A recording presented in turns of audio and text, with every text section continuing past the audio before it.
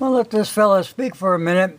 He's got something important to say, and I've been trying to tell you people for the last 8 to 10 years that under the Constitution, there's no place in the Constitution anywhere that gives Congress the right or the authority to infringe upon your Second Amendment rights or any right. That are really questionable, looked back in pretty negative light. That was okay at the time because it was societally acceptable. The reason that the founders put in place our Constitution, the reason that the Bill of Rights exists, is so that when common sense safety supersedes rights, the railways of freedom are there to be protected because the Constitution says, I don't care what you're saying with safety, you can't do this. They knew this was coming. This is the path of all tyranny, whether it's this big in the beginning or this big in the end. The point is, it always starts with combined safety and soft, kind words for everyone to feel nice and protected. Always begins that way. Not to mention the fact that these red flag laws nationwide, you don't get to face your accuser. You don't get your day in court. And like I said earlier, a judge decides whether you get your rights and you have to prove why you can keep them. This is dramatically unconstitutional, and they know it, which is why they do what I'm about to show you. Check this out. This is the second clip from Gretchen here. Now, what we're going to do, we're going to talk about something where he was talking about rights, your Bill of Rights. If you go to, I'll put a link to this, you go to the preamble to the Bill of Rights. And this was in 1789, okay, before it was ratified. The conventions of a number of the states, having at the time of adopting the Constitution, expressed a desire in order to prevent misconstruction or abuse of its powers that further declaratory and restrictive clauses should be added so that there would be more public confidence in the government, okay?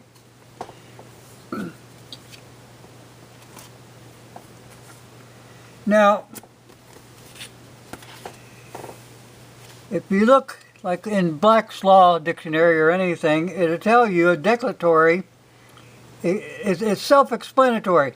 It's designed to fix what was uncertain or doubtful. That's why your rights, they are not uncertain and they are not doubtful. They are absolute. Absolute.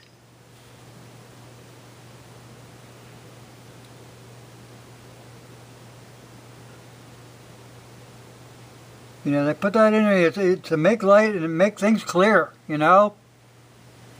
In order to prevent misconstruction or abuse of its powers, that further declaratory, restrictive clauses should be added. And like I said, that declaratory means they're trying to fix what was uncertain at that time or doubtful.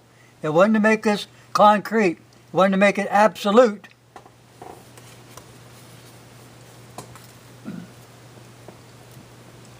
Give me a second. Where was I going with this? Someplace. Oh, I know. The Second Amendment to the United States Constitution ratified and preserved for every citizen the right to keep and bear arms, and neither the Congress or any other instrument of the federal government can constitutionally infringe upon that right, because they are constitutionally barred from doing so.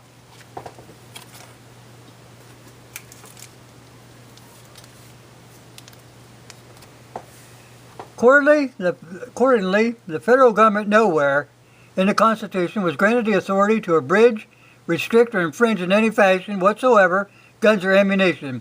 Thus, all restrictive laws made by Congress, that means all of them, they're all unconstitutional. All regulations made by the Bureau of Alcohol, Tobacco, and Firearms are unconstitutional as they are outside the scope of powers granted to the Congress and to the executive branch by our Constitution. Restriction of arms and ammunition is not one of the enumerated powers delegated to the Congress or to the executive branch. Now, I'll put a link in there one more time on the preamble to the Bill of Rights. I suggest you go look it up. You might want to send it to the Supreme Court of the United States of America so that they can finally put this gun control thing to rest. It ends now. It ends now. Not going to turn around and fight this over and over and over. The same damn ground. You don't do that. You don't fight over the same ground over and over and over and over. You put it to rest. And the Supreme Court needs to stand up and do their job. They were designed to do this. They go by the Constitution like we're telling you. You can't be wrong. I'll put a link to this guy's chat. This is Langley Outdoors, I think. Yeah, I want to get that in there. Okay? And what he was talking about started around the 3.57 mark. 3 minutes and 57 seconds, somewhere around in there. Okay, guys, thanks for watching, and listen to what I say. I know what I'm talking about. You know I know what I'm talking about, and you know the Constitution. All of us know it. But not the Democrats. They're trying to play little games, trying to gain more control. Thanks for watching, people.